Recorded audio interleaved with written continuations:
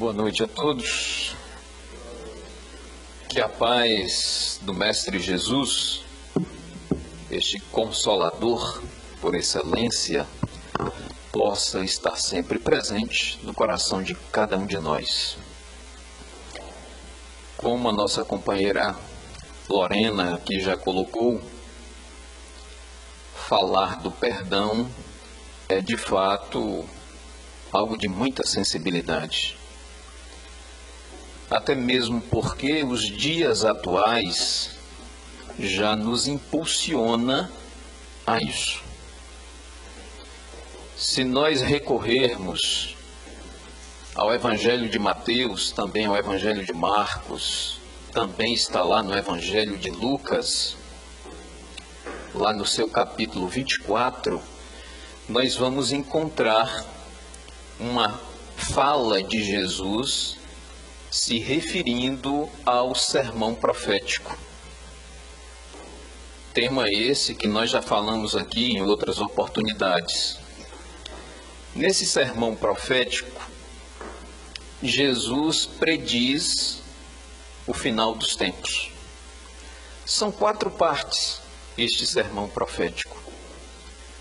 Ele prediz inicialmente o final dos tempos. Depois ele passa pelo princípio das dores, vai nos falar das grandes tribulações e encerra com um tópico onde ele fala do retorno do Cristo em glória. Não está dizendo o retorno de Jesus, está dizendo o retorno do Cristo em glória. Mas o que nos chama a atenção é o princípio das dores e as grandes tribulações.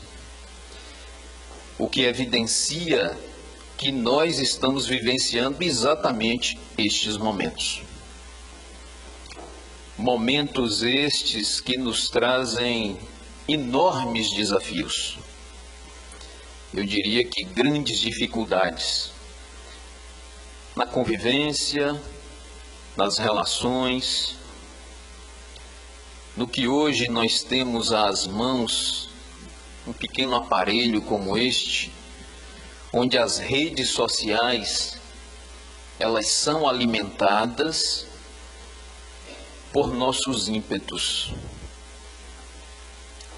onde as pessoas colocam toda a sua nudez de convivência, de relações, para análise alheia, onde você coloca opiniões e também está sujeito a críticas. Esses desafios requer de todos nós muita sensibilidade. E essa sensibilidade, ela passa também por este perdão das ofensas. É nesse sentido que nós vamos refletir hoje. Nós nos baseamos ou nós recorremos também ao evangelista Mateus, lá no seu capítulo 18, onde neste capítulo o evangelista nos narra que um rei, Jesus inicia dizendo que o reino dos céus é como aquele rei que, querendo fazer o encontro de contas com os seus servos, foi trazido à sua presença um servo que lhe devia mais de 10.000 talentos. E aí nós tivemos uma curiosidade para entender o que significa alguém dever a um rei 10.000 talentos. À época do Cristo, talento era medida de peso. Não era uma moeda, era medida de peso. Moeda era dracma e outras. E na realidade, um talento significava o peso de aproximadamente 35 quilos, que devia ser de um metal, ou prata, ou ouro. Agora imagine alguém dever 10 mil talentos, ou seja, 350 toneladas, ou de prata ou de ouro. E alguém poderia perguntar, mas será que Jesus não exagerou nessa narrativa? Não, mas é uma narrativa, é uma parábola. E Jesus fez isso de propósito, para a gente ver quanto aquele homem, aquele servo, devia ao seu rei. O rei então pede para que trouxesse a sua presença. E vendo da enorme dívida daquele homem, ele sugere para que vendesse a ele próprio, aos seus filhos e à sua esposa, e pagasse toda a dívida. Acontece que aquele servo, ele se dirige ao rei, ajoelha-se e pede de forma tão íntegra, tão com vontade, que aquele rei, ele entra no estado de compaixão e diz: a partir de hoje, você não me deve nada. Toda a sua dívida está perdoada. E aquele homem sorri. Ele se levanta, sai da prisão e se dirige ao centro da cidade. Narrativa do Evangelho de Mateus, lá no seu capítulo 18, a partir do verso 23. E aí este homem ganha as ruas, se dirige ao centro da cidade e para lá se dirigindo encontra com um conservo, um companheiro de lida.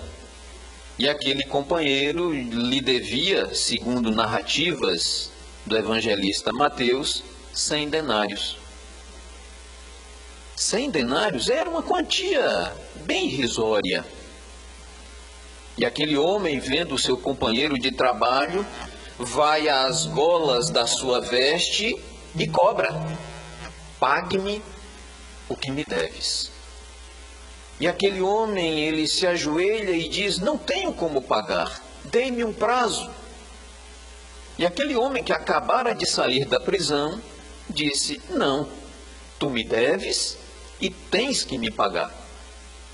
E leva-o à prisão, à qual ele havia acabado de sair. Quando ele assim o faz, os soldados que acabaram de libertar faz chegar aos ouvidos do rei. E o rei pede então para que trouxesse novamente aquele homem à sua presença. E diz-lhe: mas se eu te perdoei uma quantia tão grandiosa, tu não fostes capaz de perdoar a quem lhe devia o mínimo. Volte para a prisão e só saia de lá depois de me pagar o último centavo. O que é que essa parábola tem a dizer a todos nós? Tem a nos dizer que nós somos grandes devedores. Nós somos enormes devedores. Primeiro, para com o Criador. Segundo, para com nós mesmos. Mas a compaixão do Criador, Deus, é tão grande, é enorme, que nos possibilita virmos à terra e pagar em suaves prestações. Porque se nós tivéssemos que reajustar todos os nossos erros, todos os nossos débitos, nós não viveríamos em tranquilidade aqui nesse planeta. O saldo é muito negativo. É por isso que Jesus faz essa narrativa, para que tenhamos a oportunidade de compreender. Quando nós falamos no perdão, Normalmente nós nos dirigimos como se alguém fosse o ofensor e que nós temos a necessidade de perdoá-lo. Como nós estamos em uma casa espírita, nós gostaríamos que também fizéssemos essa reflexão. Todos nós, diante dos nossos débitos, e que não são poucos, porque se fossem poucos nós não estaríamos no planeta Terra, estaríamos em um planeta muito mais elevado, mas se aqui estamos, é porque temos ainda muitos débitos, muitos reajustes a fazer. E se nós temos esses débitos hoje, imaginem como fomos nós em existências anteriores. Basta olharmos as nossas índoles hoje. Se eu sou um pouco mais paciente, se eu ainda sou intolerante, se eu sou daquele que diz bateu, levou. Hoje, imaginem, hoje, como eu sou. Agora vamos imaginar como eu fui.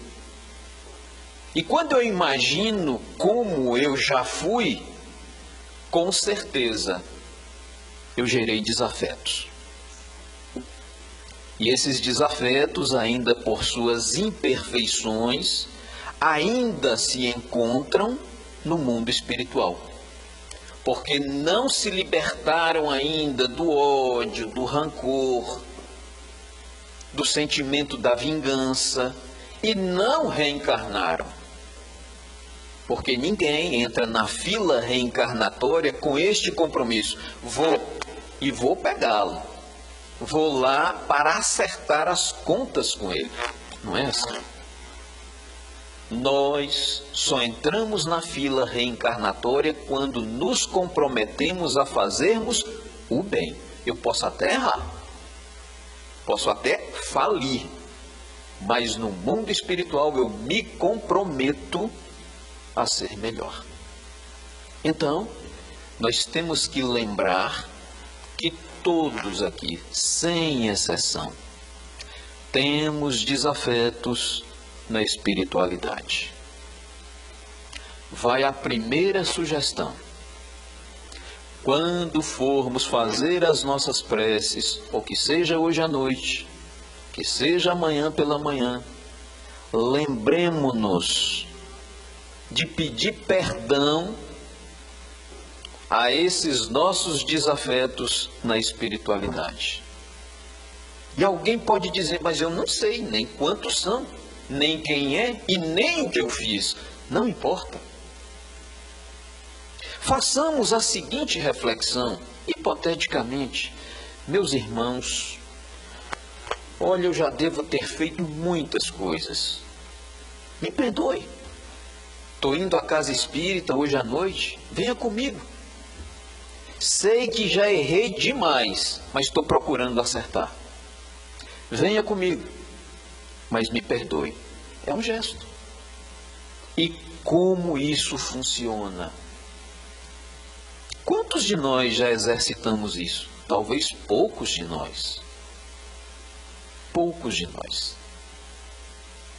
Então, perdoar é uma necessidade? É uma necessidade. Mas o que é o perdão? Como esse perdão ele se inicia em nós?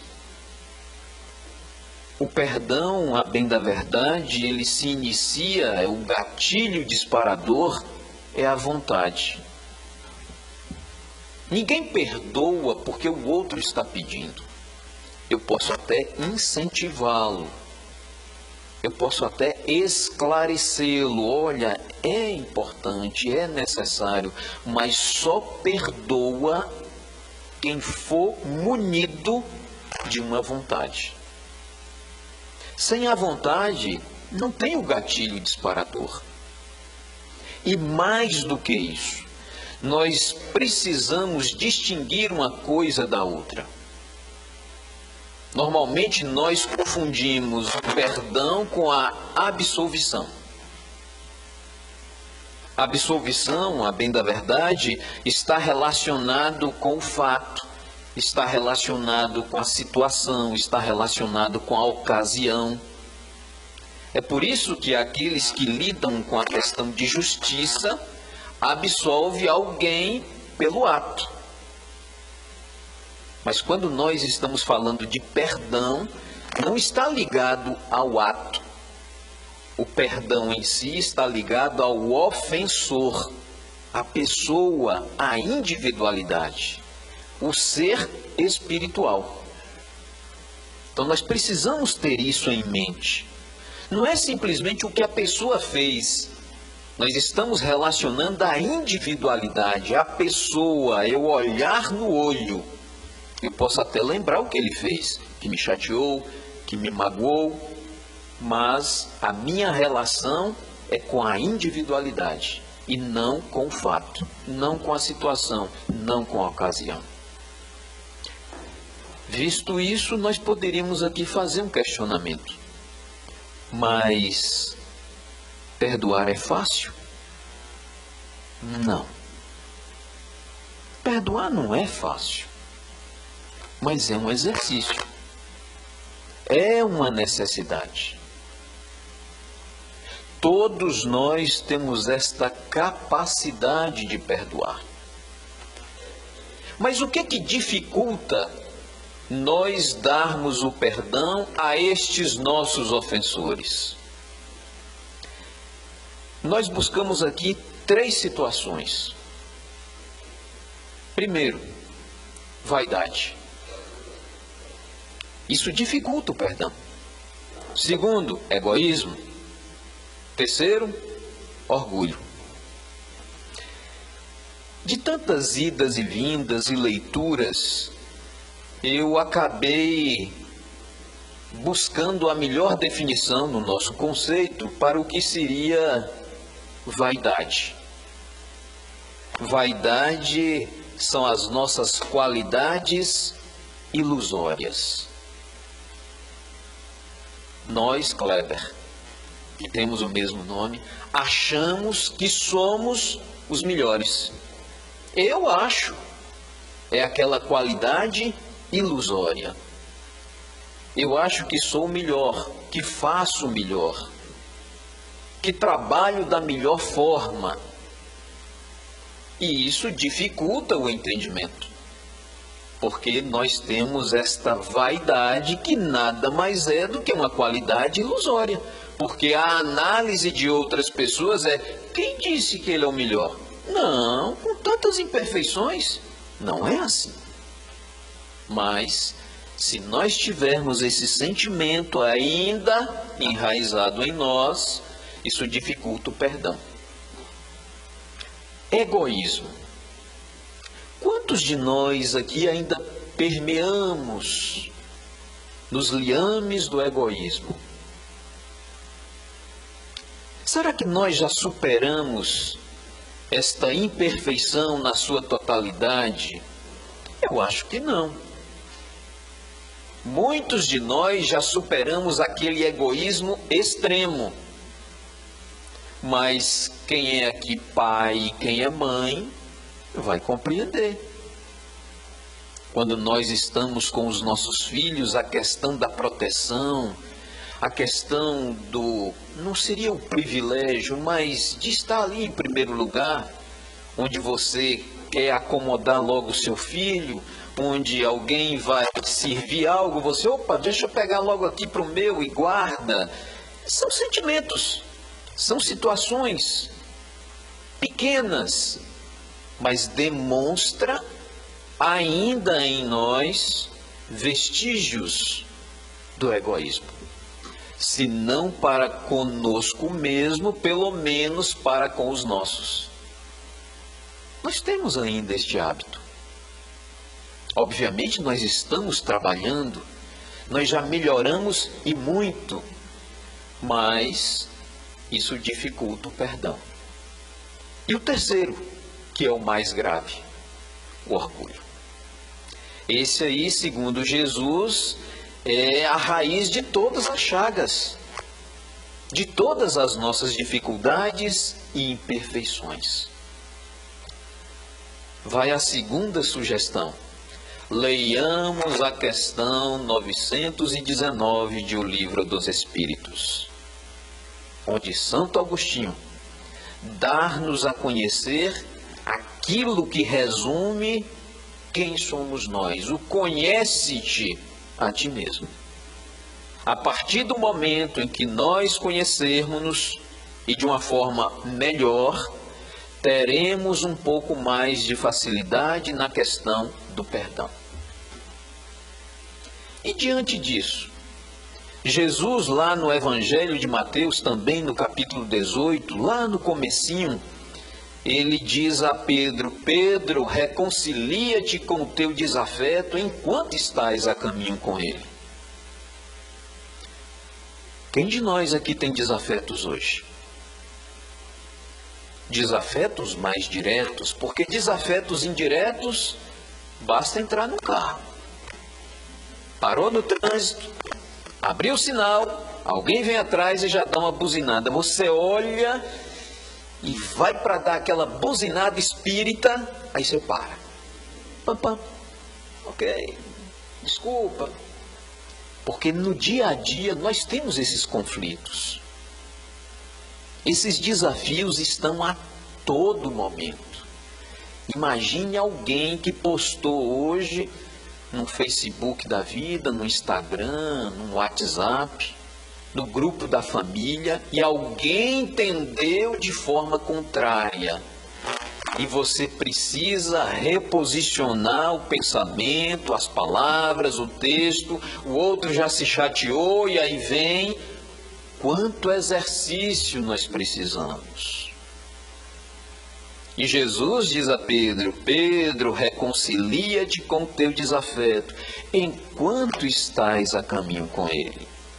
Só que nós olhamos e diz assim: mas eu tenho um desafeto com meu vizinho. Ele mora no apartamento de cima, tem utilizado um som muito alto, mas graças a Deus ele mudou daqui. Então, eu não estou mais a caminho com ele. E alguém diz: olha, ele mudou-se. Para onde? Para São Paulo. Graças a Deus. Então, nós imaginamos os nossos desafetos pensando que está sempre a caminho com ele. E o que Jesus quer dizer-nos não é isso. Reconcilia-te com o teu desafeto enquanto estás na terra, nesta existência com ele. Independente de eu estar aqui e ele em outro lugar. De eu morar nesse bairro e ele morar no outro. Porque se alguém desencarnar, e desencarnar com essa desavença, isso continua no mundo espiritual. E aí, Pedro faz um questionamento a Jesus: mas mestre, e quantas vezes eu devo perdoar? 7 vezes? E Jesus diz: não, Pedro, eu não digo 7 vezes, mas 70 vezes 7, 490 vezes. E aí vem um Chico Xavier da vida com sua experiência neste corpo físico e nos diz: olhe, recomendação de Jesus, 490 vezes para cada agressividade, para cada uma. Se amanhã for outra, mais 490 vezes. Se depois de amanhã é outra, mais 490 vezes. Simbolicamente, o que Jesus está querendo dizer para nós é perdoar sempre. É isso. Tem nada mais, nada menos do que isso. Então vamos partir aqui para um momento prático. Vamos futucar as nossas imperfeições. Eu também. Existem 2 tipos de perdão. É aquele chamado perdão dos lábios e o verdadeiro perdão do coração. Então, o perdão dos lábios, normalmente é aquele que você coloca alguém, que é o seu ofensor, numa condição de constrangimento. Não, eu perdoo, mas ele tem que vir aqui, na frente de todo mundo. Isso é perdão do coração? Não. É perdão dos lábios. Ou quando você dá o perdão porque as pessoas estão pedindo para criar uma harmonia em determinado ambiente, como por exemplo, uma casa espírita. Então você está dando um perdão dos lábios para ter uma boa convivência, quer seja na casa espírita, quer seja no trabalho, quer seja na sociedade em que você convive, mas não é de fato um perdão do coração. E isso acontece muito, muito. Situações onde você praticamente resolveu a questão, mas diz assim: olha, eu já perdoei, agora é ele lá e eu cá. Já perdoei, mas não quero vê-lo. Isso acontece? Acontece. Então, isso é o perdão dos lábios. E qual o verdadeiro perdão? O perdão do coração, o perdão ensinado por Jesus. Esse verdadeiro perdão, ele precisa de 3 ingredientes. Primeiro deles, só perdoa quem compreende.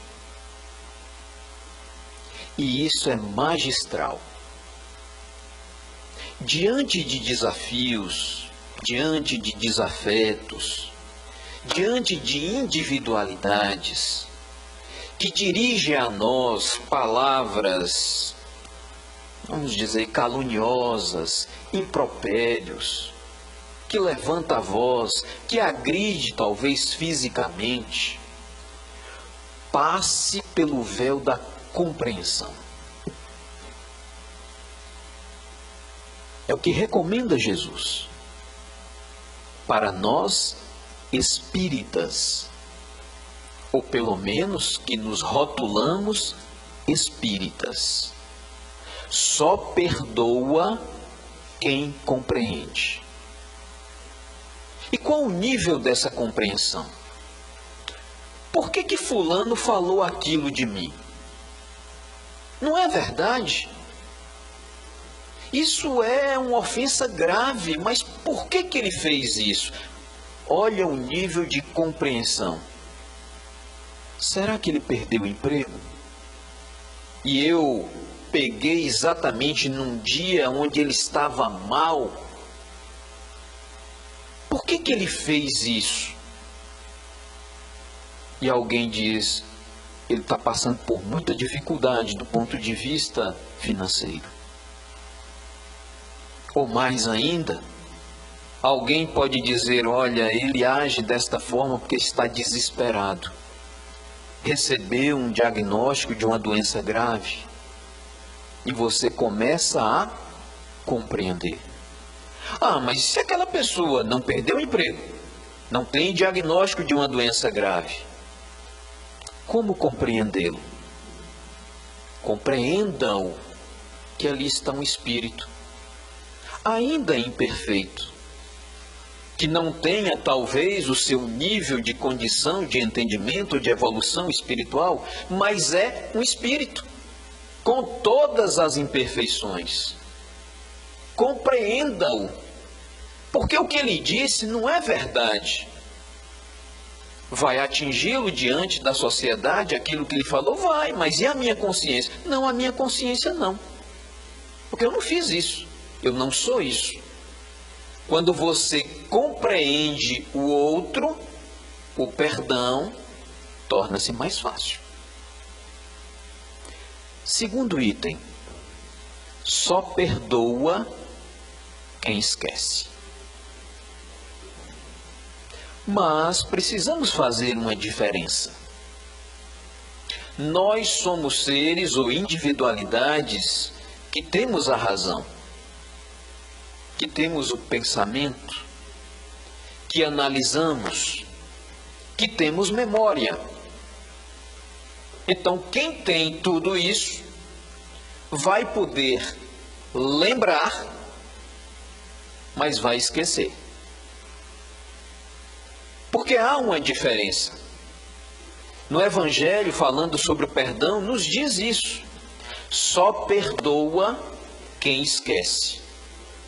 O fato de sermos individualidades racionais, não há como você olhar para alguém e não lembrar do fato.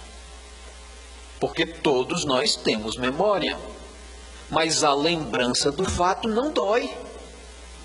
Você lembrar do fato não lhe traz um remorso, não lhe traz um rancor, não lhe traz um desconforto. Você lembra, fala, meu Deus, isso já passou tem quanto tempo? Então você lembrou, mas já esqueceu. Então só perdoa quem esquece. E o terceiro item colocado nos evangelhos: só perdoa quem compreende, só perdoa quem esquece, só perdoa quem ama. E aí ficou um pouco mais pesado. Porque falar de amor, quando Jesus nos dá uma recomendação dizendo: amai os vossos inimigos, não é simples. Mas Jesus, esse Espírito que veio ao orbe terreno há aproximadamente um pouco mais de 2000 anos, mas também que participou da formação do planeta Terra, que segundo a ciência acadêmica, isso ocorreu há 4 bilhões e 500 milhões de anos. Se fosse carro, nós iríamos dizer que estaria bem rodado. Então Jesus já é este Espírito. E quando aqui esteve há 2000 anos, conhece na palma da mão as nossas imperfeições e também as nossas capacidades. E quando Jesus nos orienta, amai os vossos inimigos, Jesus não está dizendo, como contém lá no Evangelho, não é você abraçar alguém, é você ter a mesma confiança de um filho, de um pai, de um irmão, de um amigo próximo. Não é. Mas é diante do ofensor, diante do agressor, você não desejar-lhe o mal. Basta isso. Diante da agressão de alguém, compreenda-o, esquece, perdoa e ama. E o que é amar nesse sentido? Não desejar-lhe o mal. Então, quando nós estivermos diante de uma situação que requer isso de nós, obviamente a confiança talvez tenha sido abalada. Você não vai abraçar a pessoa com aquela mesma cordialidade de antes, mas não deseje-lhe o mal. Isso é um primeiro passo para o perdão. E todos nós estamos sujeitos. Todos, sem exceção. Eu já tive a oportunidade de ouvir um relato e vou colocar aqui para vocês porque eu achei muito interessante. Uma pessoa participando conosco de um TE e ele disse a mim: Kleber, eu tive uma experiência que eu preciso passar para você. Na semana passada nós não falamos sobre o perdão? E eu disse, sim, falamos sobre o perdão. E que foi mais ou menos de uma forma mais intimista do que nós colocamos aqui hoje. E ele disse que nos dias subsequentes encontrou com alguém que ele tinha um enorme desafeto. E ele estava saindo de casa e a pessoa também. E ele visualizou. E não tinha jeito, eles iriam se encontrar. Porque um já estava vindo e o outro estava indo. E ele falou assim, eu vou aproveitar e vou cumprimentá-lo. Mas vou cumprimentá-lo com sorriso, até para ele ficar desconcertante. E isso ele foi maquinando.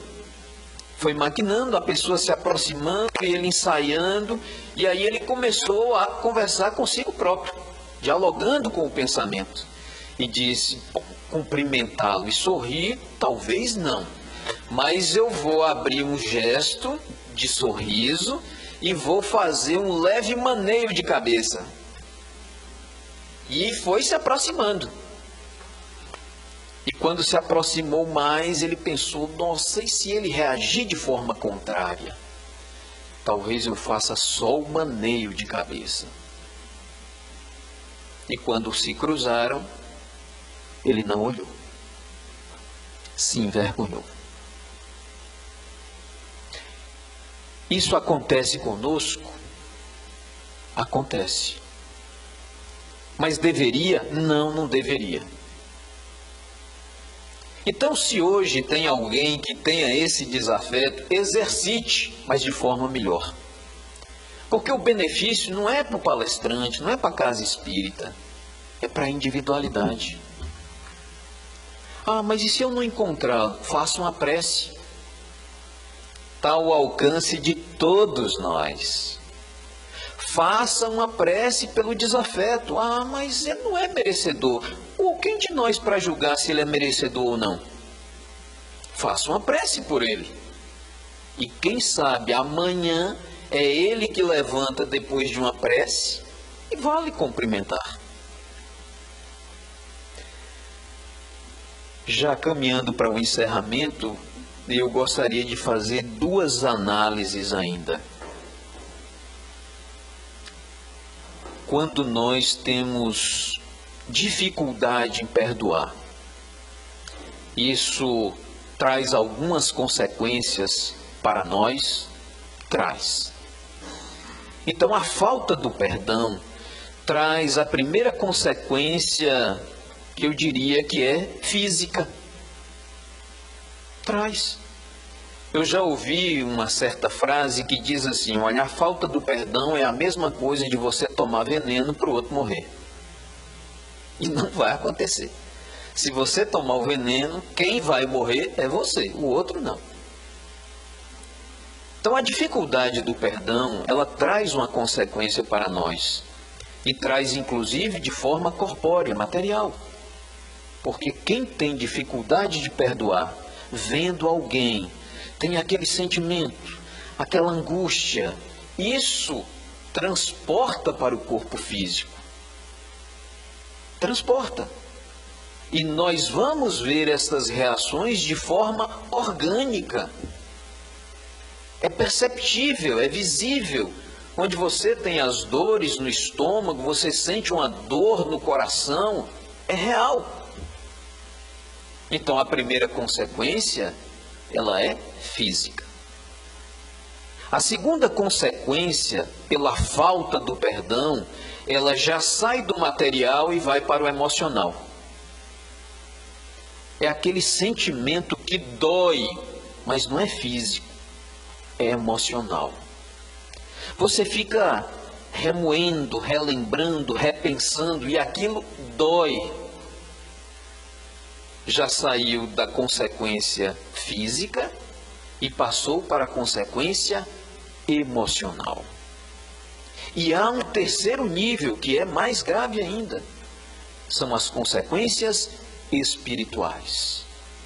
Imagine você ter um desafeto, um inimigo que é visível a você. Onde ambos têm a oportunidade de eliminar aquilo.